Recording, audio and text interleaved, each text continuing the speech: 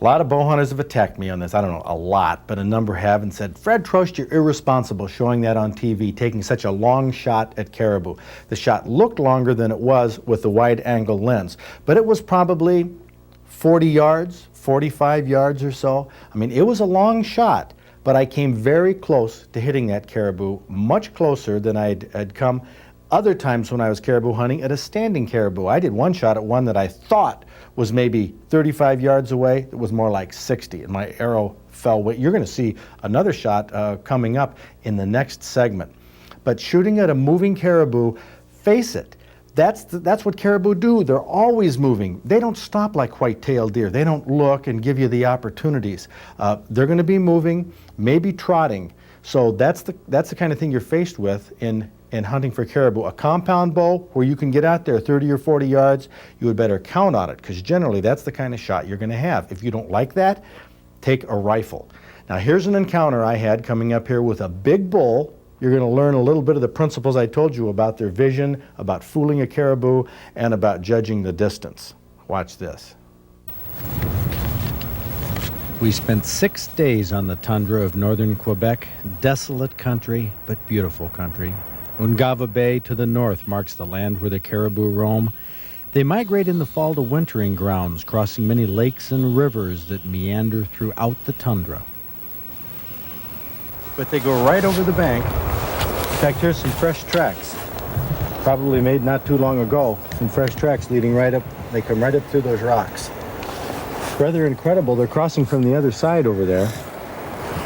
They come right through all these rocks and swim across this river, this current. Now, why they don't pick their way through the shallower water, I don't know. The caribou don't avoid the rapids. It wasn't far from these waters where thousands died during the Great North American floods in the fall of 1986. Putting meat on the table with a bow and arrow is not a simple task. Ptarmigan are grouse-like birds of the tundra. After chasing a flock, my 10th shot was the closest. We had spaghetti for dinner that night. Our quarry was caribou, and although I wasn't after a trophy with the bow and arrow, I certainly was thrilled to see huge bulls walking on the ridges. This bull I watched from a distance, but I couldn't get any closer than 80 or 90 yards. I did have a moment of excitement when 2 young bulls ran about 40 yards from me, and I got a shot. If you get close to your TV screen, you can probably see the white fletching on my arrow as it glides just over the neck of this bull. My most exciting moment came one morning when I least expected it. You guys won't believe it. John and I left to go over that knoll to the north, or whatever it is over there, and there's a little pothole there, and there's a caribou, a big caribou. Dead. I'm not kidding. No, I mean with massive antlers. Laying down? No, it was feeding along around the edge of this. My heart's pounding. I said, John, just stay right here. Somewhere as it was feeding around, it looked and stopped.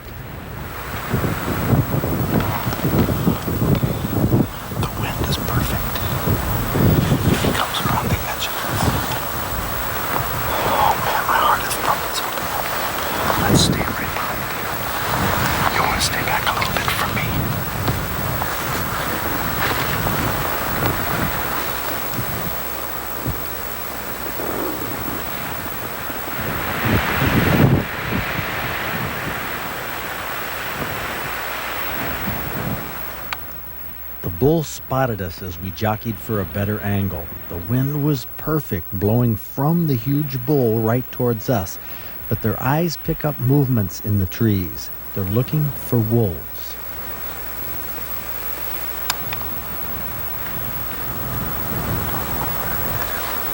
I cautioned John Ford not to move whatever he did, but somehow I knew it was already too late. You can't imagine how my heart was pounding. A record book caribou, probably only 50 yards away, coming towards us. The camera is rolling, and he spotted us. But wait, if we hold perfectly still, he might calm down and continue walking around this little bog. So let's keep extremely still and quiet.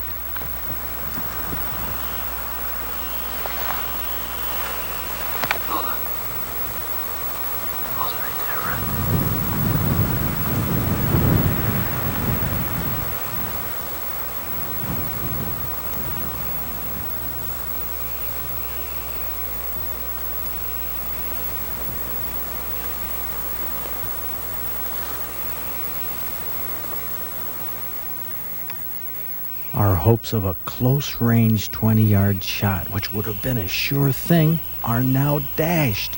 The bull is spooked. But maybe the encounter isn't over. I saw a movie Howard Shelley did on the original Michigan Outdoor Show back in 1969. He showed an Indian guide raising his arms to imitate the antlers of another large caribou.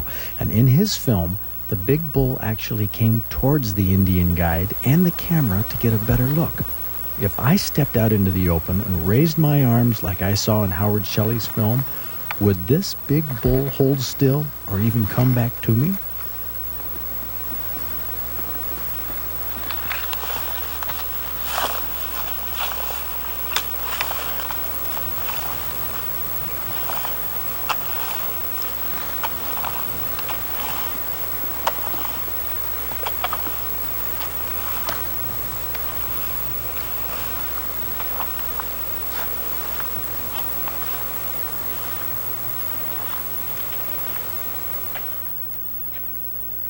The caribou starts to circle, actually coming in for a closer look.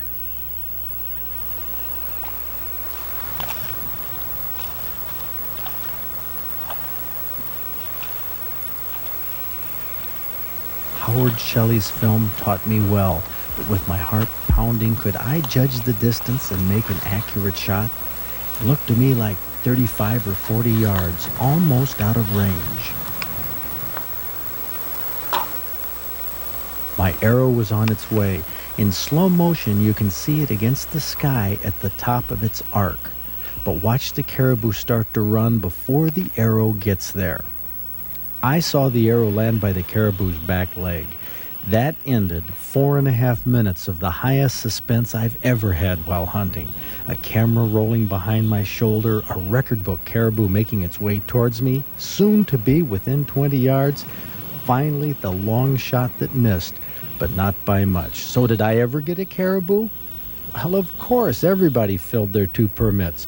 On the last afternoon of the last day, I took 2 average-sized caribou with a rifle. But I was going for meat, so I was happy. We had all kinds of tales to tell in caribou camp.